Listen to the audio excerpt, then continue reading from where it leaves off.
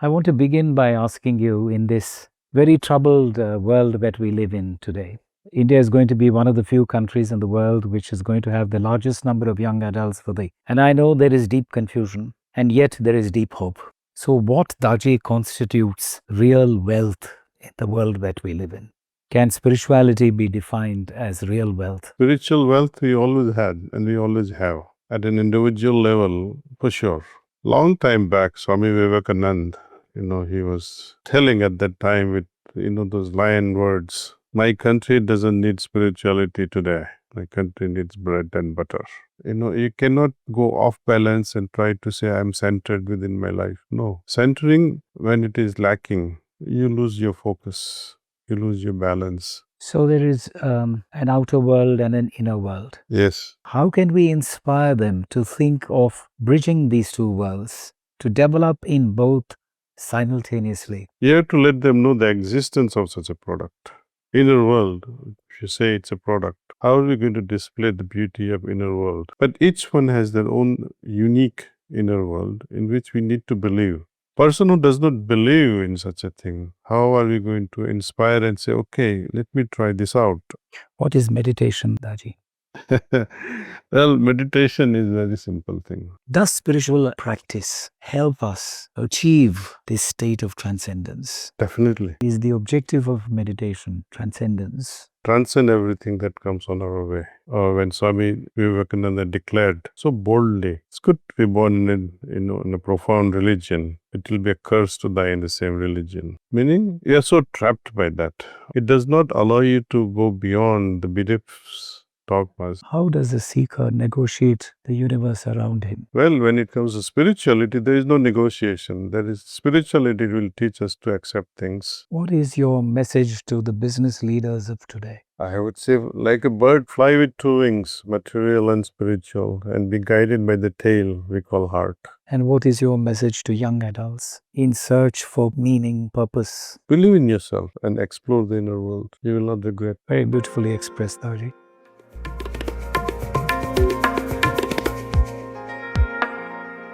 So it's very simple, I think. It's very simple.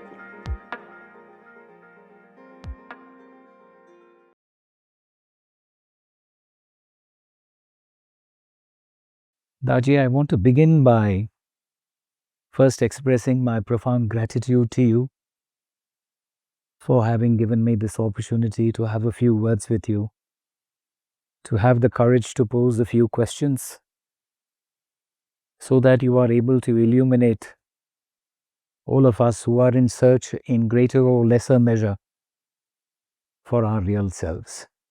Well, Professor, I'm quite honored that I'm talking to you.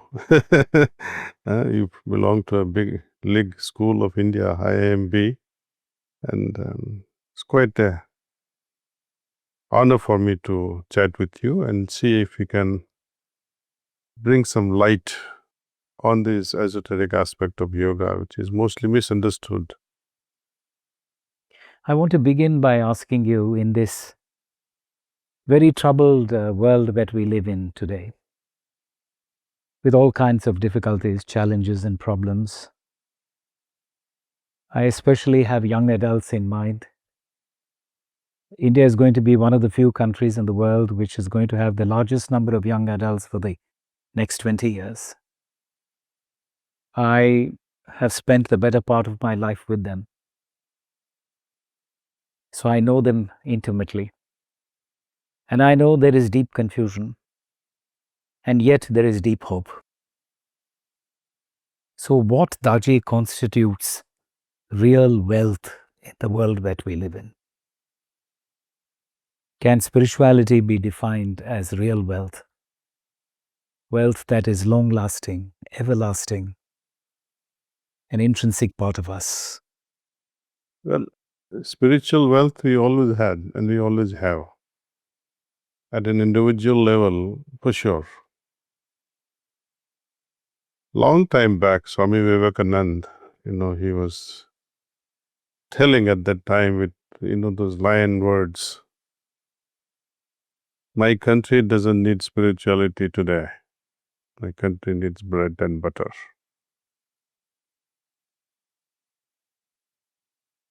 Today's youth, I think, though we are not sort of bread and butter, somehow they want something more than bread and butter. The outside world is pushing them to accomplish and accumulate so much of wealth, you know, so that family can live happily. Everyone would like to have fulfillment of a dream of a good house in a good neighborhood, good car, wife, children, husband, uh, obedient children, etc. This is a dream part of it. How to make it happen? Even if you make that dream come true, still the spiritual aspect remains lagging behind. And if you are too much into spirituality, then how will you fulfill the material need? We need to strike this balance in India, rather everywhere. You cannot go off balance and try to say, I'm centered within my life. No. Centering, when it is lacking, you lose your focus, you lose your balance. Losing balance at a consciousness level means you are not so in tune with yourself. There is always something lacking. So there is an outer world and an inner world. Yes. An outer world where we need to secure a living, make a living, fulfill our household responsibilities. Exactly. There is also an inner world which taps on to our higher energies and helps us ask deeper questions that can lead to light within. How do we bridge this inner and outer? How do we sensitize people who come in touch with us, be they corporate leaders, be they young adults, be they our colleagues, our friends, our loved ones? How can we inspire them to think of bridging these two worlds, to develop in both simultaneously? Well, before you can show that there is a great product, you have to let them know the existence of such a product. Inner world, if you say it's a product, how are we going to display the beauty of inner world? What you see in your inner world, what you perceive in your inner world is different from myself, similarly for others. But each one has their own unique inner world in which we need to believe. First, to find out that how wide and how infinite is the possibility in exploring this inner world. Person who does not believe in such a thing, how are we going to inspire and say, okay, let me try this out? So then students might trust you and say, Professor, we'd like to explore this. So maybe if we can give them the experience of the inner world, then they'll say, oh wow, this is great. Somehow there is an inherent pull in each one's heart to find peace, to find some solace. And if you don't find it while going within yourself, people try to fulfill it outside. Maybe cigarette, maybe alcohol, maybe some drugs. But deep down within, they have this craving to feel good. Instead of depending on outside objects to feel good, if we can somehow inspire them and give a taste of this inner world, then the outer mirages will drop just like that. And inner world will attract them so heavily, they'll say, wow, this is worth exploring. So we need to give the taste of this inner world to them. What is meditation, Daji? Well, meditation is a very simple thing. A person who is wanting to get married, he finds a girlfriend, keeps thinking of her all the time. Or a student thinking and contemplating on a very deep subject. or a businessman constantly brooding over how to make money, or a thief contemplating how to take the advantage of certain situation and make more money, or a murderer executing his own plan mentally many times before he commits actual act. They are all meditations. But in spirituality, meditation means to focus our attention on spirituality, on spiritual light, divine light present in our heart, which is common to all of us. So, meditation, though, it sounds very, spooky thing in many people's mind. It's a very simple thing. It's simple in the sense that we are all exploring the divine presence inside. And how can we explore the divine presence inside? Just by thinking, it's not going to happen. Just as we think, oh, there is such and such a Lord in such and such a place. Fine, it's a good idea. But one must experience the presence. Even the simple act of seeing a statue or an idol of God or goddess. You're looking with your eyes first. There is a form, there is a color. It evokes certain thing in a devotee's heart. This evocation makes you close your eyes. Now, when you close your eyes and focus away from the form, now you're tuning into that formlessness of the God or goddess that it represents. You're trying to perceive the quality. So, we move away from form, which we see with the eye, and try to perceive it with our inner eye. And thus, we start exploring from thinking to feeling the presence of the divine essence within ourselves. That's very beautifully expressed. The same Swami Vivekananda once said, and it impacted me greatly when I read it, so greatly that it's permanently etched in my heart. He once said that it's a great blessing to be born into a religion, but a great curse to die in one. What a beautiful line. What an extraordinarily beautiful line. So I've often wondered about the truth of our scriptures, be they the Vedas, the Upanishads, the Satdarshanas.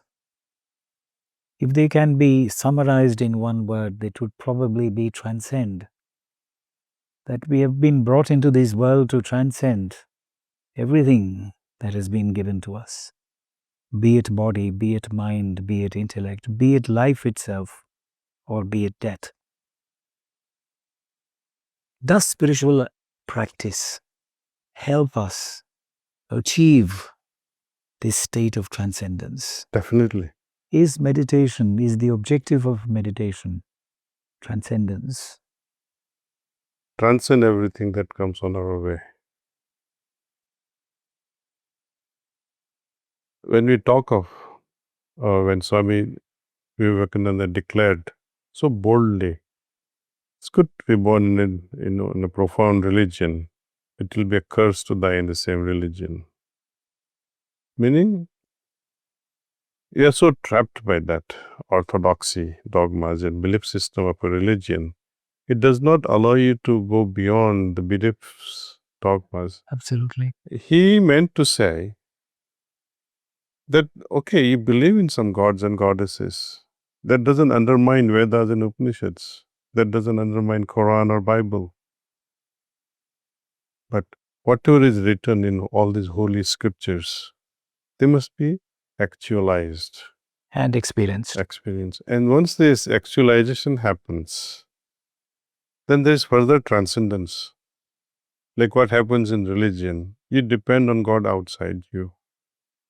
Spirituality makes you look inside and say, look within, God is within you. Though He's everywhere, but His perception, you can perceive Him only in yourself. And a stage will come when you'll be able to perceive Him outside as well. So there is the beginning of spirituality when the experiences are overwhelming at each stage as consciousness unfolds as we meditate. It will move us from one transcendental experience to another transcendental experience to another one. And it's keep going on and on and on. So that you reach a stage where you break all barriers, all boundaries. No, you get tired of experiences. You see, because there's a limit to all these things. And how much to experience? You get fed up of all this.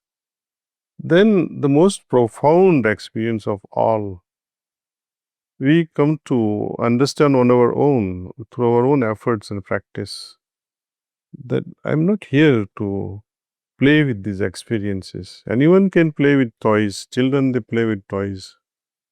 Businessman also is playing with his business. Nothing wrong with it. There's time for everything. Rishis and yogis also, they're playing with consciousness. We have to go beyond it to the field of reality. You go on experiencing something, which is okay. But what is it that supports this experience? Right? Swami Vivekananda, again quoting him, the great mind, he said the purpose of all spiritual practices is to arrive at such a consciousness which covers everything. We call it universal consciousness. We all have thin film of consciousness, above which and below which there are two giant oceans of consciousnesses. One is super consciousness, giant ocean, and below it subconscious ocean. And there is a very fine film of available consciousness with which we interact. Through meditation and heartfulness cleaning process we are able to expand our limited film of consciousness and allow it to soar higher in the sky of superconsciousness. And it helps us also to plunge into deeper level of consciousness, subconscious state. These are all experienceable things. These are not just theories. And through heartfulness, we invite people that come and experience it. It's possible, right? Transcending spirituality, meaning transcending experiences. When you get fed up of it and say, now, what is the ultimate experience?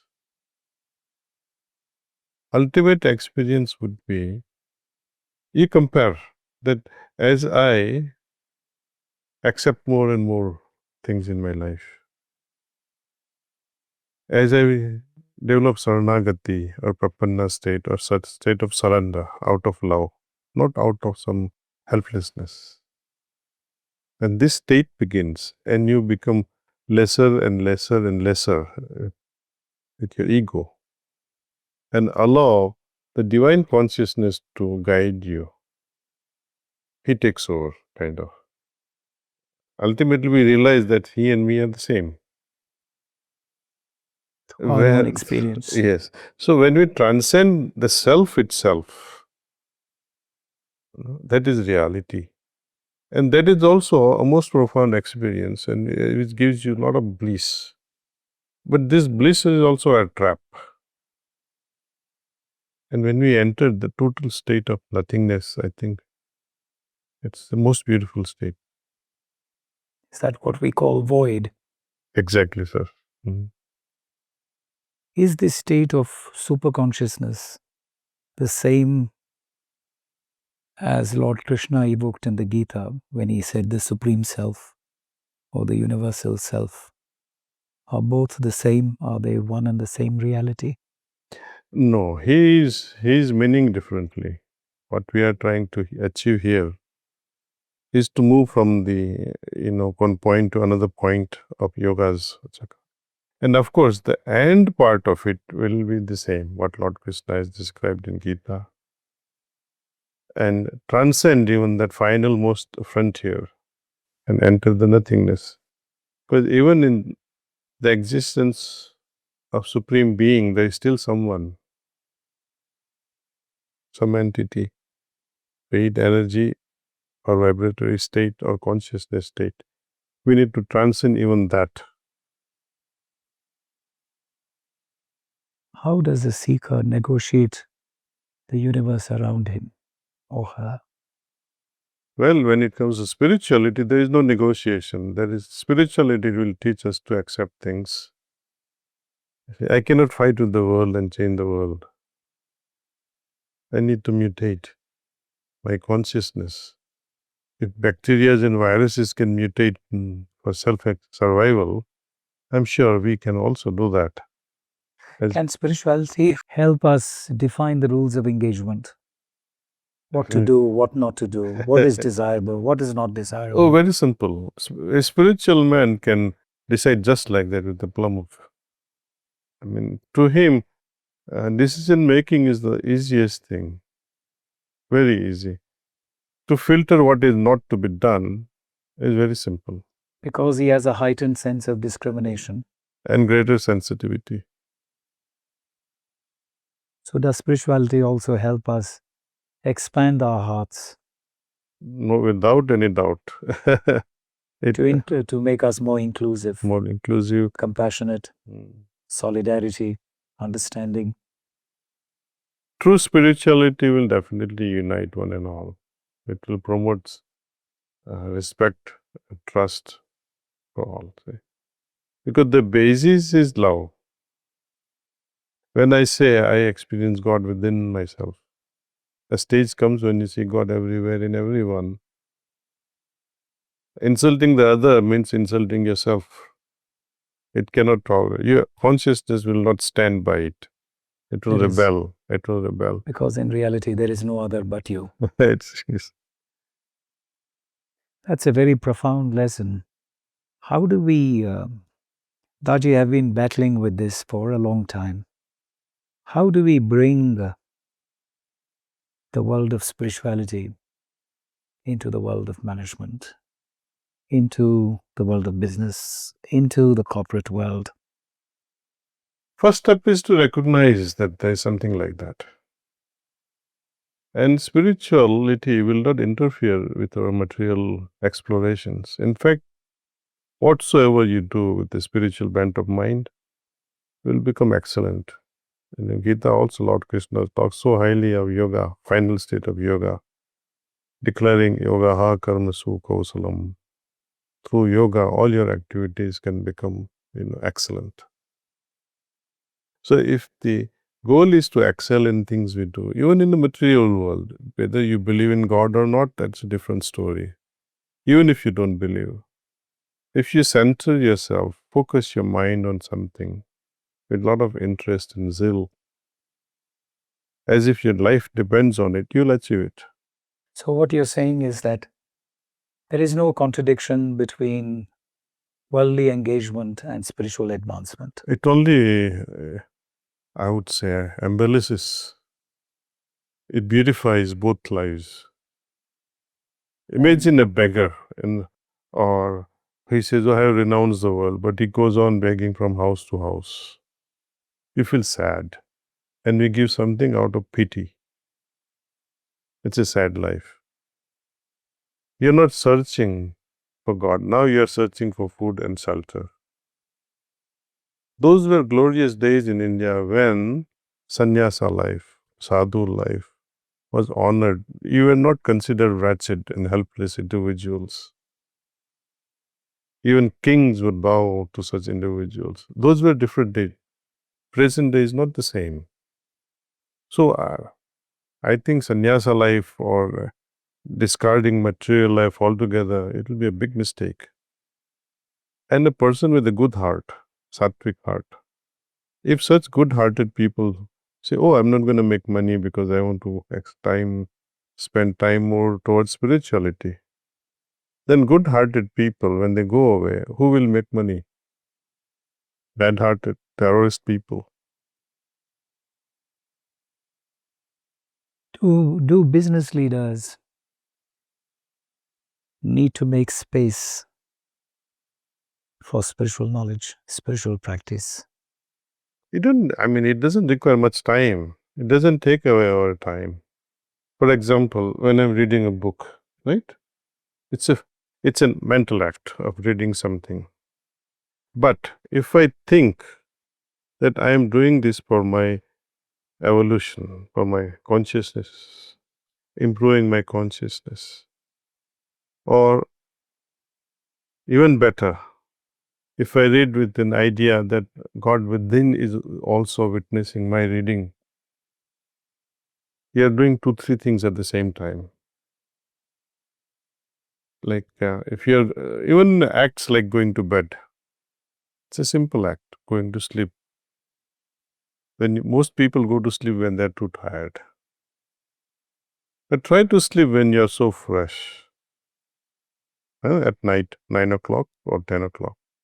And with this consciousness, let this fresh consciousness percolate into your sleep with an idea that I am connected to God. That's all. Spiritual man thinks that he is connected to God, and that's all. Anything and everything he does, thinks, intends, it is by connecting himself with God. So This is its that very act becomes spiritual. Though you may be doing banking, you may be doing business, you may be doing, maybe a professional as a doctor or a nurse, but every act is connected with God. They become spiritual.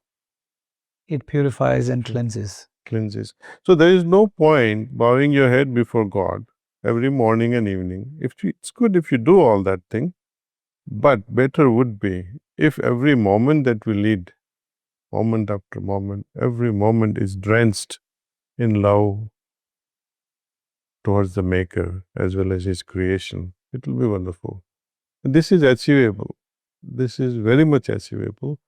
A few minutes of meditation in the morning connects you, which you cannot shake off just like that.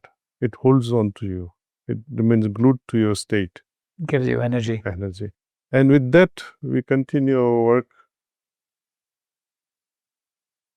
I wanted your thoughts on this. Harvard has recently introduced a course on wellness and happiness. I was contemplating the idea and wanted to ask your thoughts on this. Can we in India, with this heritage that we have, such an extraordinary heritage of gurus, masters, down the ages, have relentlessly pursued the spiritual path, disseminating spiritual truths? Is it a good idea to introduce a course on meditation, an elective course to begin with, on meditation, connecting meditation, happiness, well-being? It will be evolutionary step going forward, I think. If all can embrace this, then we can reverse this whole decaying process of our civilization. Meditation or spirituality only will save the nations. It is the real wealth. That's the real wealth. Material wealth, it is helpful for our present existence. Okay, but having it, though not bad, it still remains incomplete. It doesn't give us total contentment, which will come only when we meditate and explore the inner wealth. So our, in the outer world, we invest capital and we get interest. In the inner world, take interest and regain your capital. Beautiful. You get everything. Once you explore the inner world, you lack nothing. You have everything. But as I said, please don't trust my words. I can go on talking this. It may just sound so, talking in air. But yeah, experience will teach you everything. Just give us a chance. Half hour. I need only half hour. If I cannot convince you in half hour, I'm not going to speak to you. Meditate with me and see what happens. If you like it, make it your lifestyle. If you don't like it, explore some better path. One more question, Daaji. Yes, sir. What is the heart? Well, these days it's easier to explain. You know, you have a hardware system, computer hardware, and there's a software. We have a brain, we have mind behind it. We have a physical heart, and there is emotional heart. Behind it, there is a spiritual heart. So, the basis of all these things is the subtlest. Without the mind, brain is useless. Without the emotional and spiritual heart, the pumping heart is just like any other pump. So we need to refine the emotional aspect, spiritual aspect of the heart. So the heart is the innermost part of our being?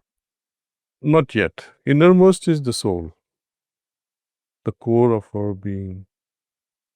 And that is covered with consciousness. And consciousness is driven by how our ego, intellect, and mind plays out. If you're too egoistic, what happens to your consciousness? Egoistic man always says no first. My way only, not your way. What happens to his consciousness? Imagine you are in such a joyful state and somebody shouts at you and becomes so angry. What happens to your consciousness? Yours as well as his. So, things do affect our consciousness, especially these lower aspects of thinking, lower aspects of intelligentsia, lower aspects of egoism. But they also have a higher aspect.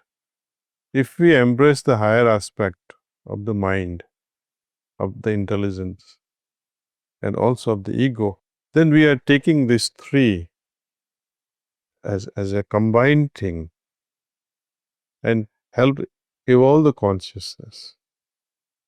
And with that, the soul will remain in a lesser frequency of vibration where it remains quiet, at peace.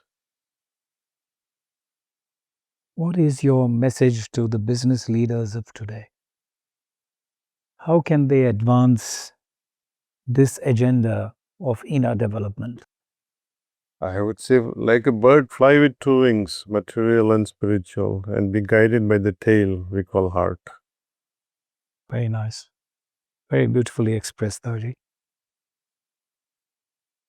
And what is your message to young adults in search for meaning, purpose? Believe in yourself and explore the inner world. You will not regret. One experience can change the course of your life.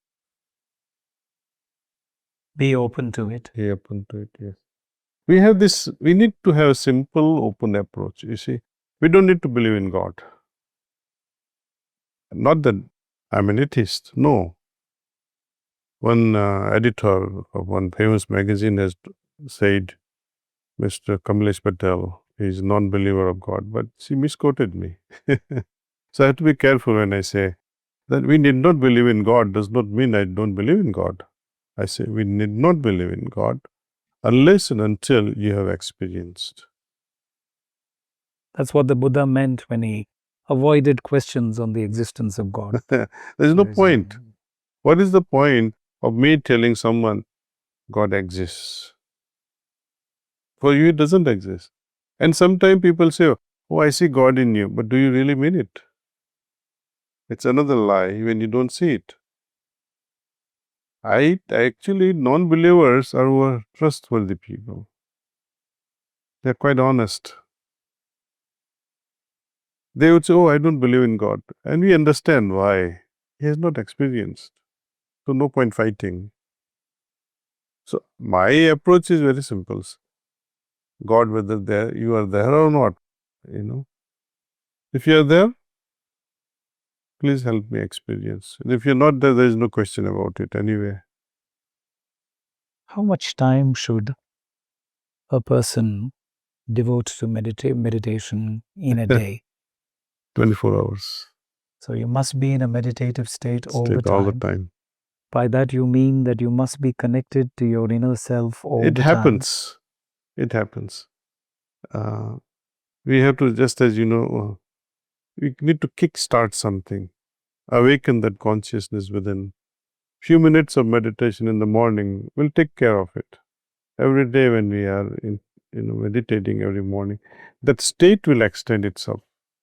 We don't have to keep on trying. Of course, in the beginning, when we learn how to ride a scooter or how to ride a bicycle or a car, there is an effort.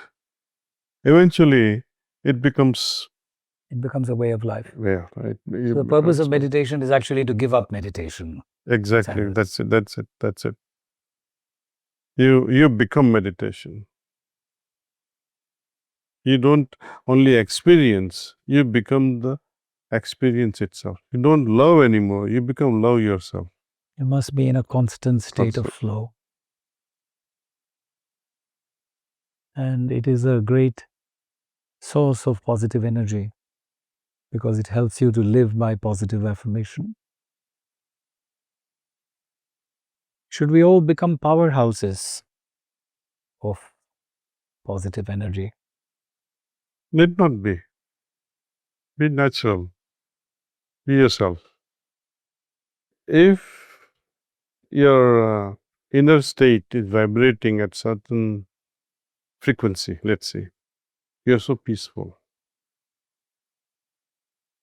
you will automatically radiate that. Imagine an angry man entering the classroom. See, it disturbs the whole environment. In a family, it's the same thing.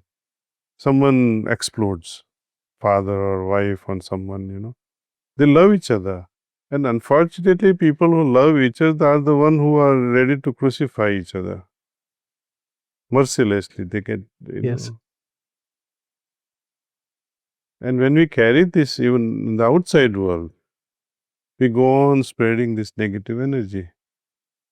But do we consciously emit this energy? No. It happens on its own, like a flower, jasmine or rose. Does it consciously emit the fragrance? I doubt it. It just happens. Wind carries it. So what you're saying is become the fragrance. Thank you very much, Daaji, Thank you, sir. once again for this opportunity. Thank you. For sharing these precious moments with you. Thank you, sir. Thank you.